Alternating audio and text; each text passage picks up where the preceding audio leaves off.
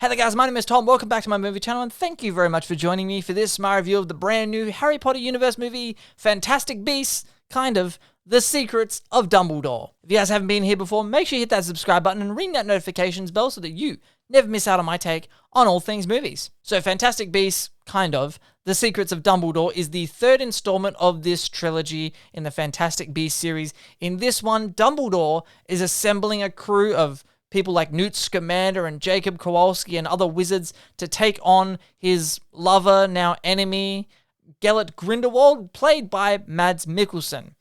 And there's a wizarding election going on and all sorts of craziness, and this is the third installment in the Fantastic Beasts franchise, a franchise that thus far, in the first two movies, I haven't been impressed with, to say the least. And you can go back, I've reviewed both of the previous movies. The first Fantastic Beasts movie, I think, is just okay. I'm not super in love with it. I have issues with it. I don't think Newt Scamander makes for a very interesting leading character. I think he's probably better in a supporting role. Then you get into The Crimes of Grindelwald, which I thought was an absolute terrible movie. But I went into this movie not expecting much because I didn't like the previous installment. And I gotta tell you, I'm a little bit surprised. I enjoyed The Secrets of Dumbledore. And that's not saying much considering how much I don't like the second one. But I enjoyed this movie. I thought this film was entertaining. I thought it was enjoyable. I liked the characters. I liked the comedy in this movie. There's some great laughing, funny moments in this film. My main problem with this series is that the first one, it's a Fantastic Beasts movie, and it is exactly what it says it's going to be. It is Newt Scamander and these fantastical creatures of the wizarding world. I feel like, though, this series struggles with its identity majorly. Because all of a sudden in the second one, now it's about Dumbledore and Grindelwald. And by the time you get to the third one, the character that Eddie Redmayne plays, Newt Scamander, really is sidelined completely. It's like he is a secondary supporting character in this film to Dumbledore, played by Jude Law, who I love as Dumbledore, by the way. I think he does a tremendous job as that character. And it really does feel like, especially in this movie, they are struggling with, okay, we want it to be, we know it's supposed to be a Fantastic Beasts movie, but we really wanted to tell the young Dumbledore story, so we're going to try and mesh the two together. It's almost like they realized that they made a mistake in going the route of new characters, Fantastic Beasts. It's not really, it's set way before the events of the Harry Potter series. And then, okay, let's do Dumbledore and Grindelwald to make it more interesting.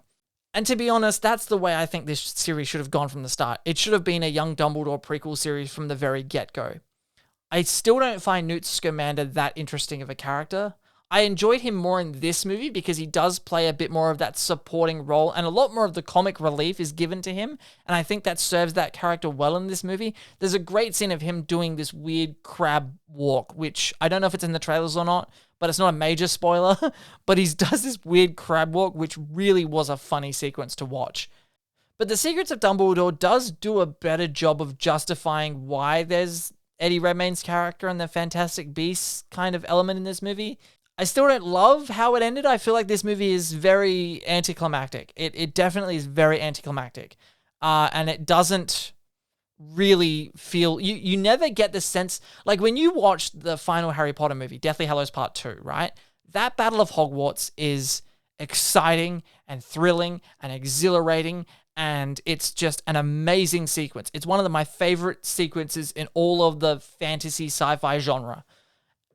But in The Secrets of Dumbledore, they sort of have a little, like, it's a little kind of thing, but it's the movie, and these movies in particular, they've never really gotten to a point where they've been exciting while watching them.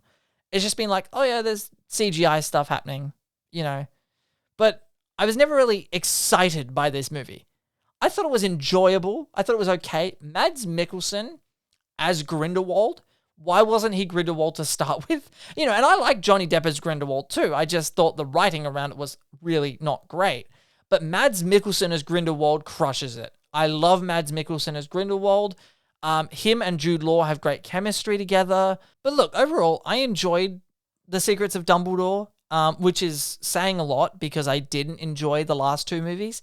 And I think part of the problem with the Fantastic Beasts series has been that you have David Yates directing it. David Yates has now directed Order of the Phoenix, Half-Blood Prince, Deathly Hallows 1, 2, and the 3 Fantastic Beasts movies.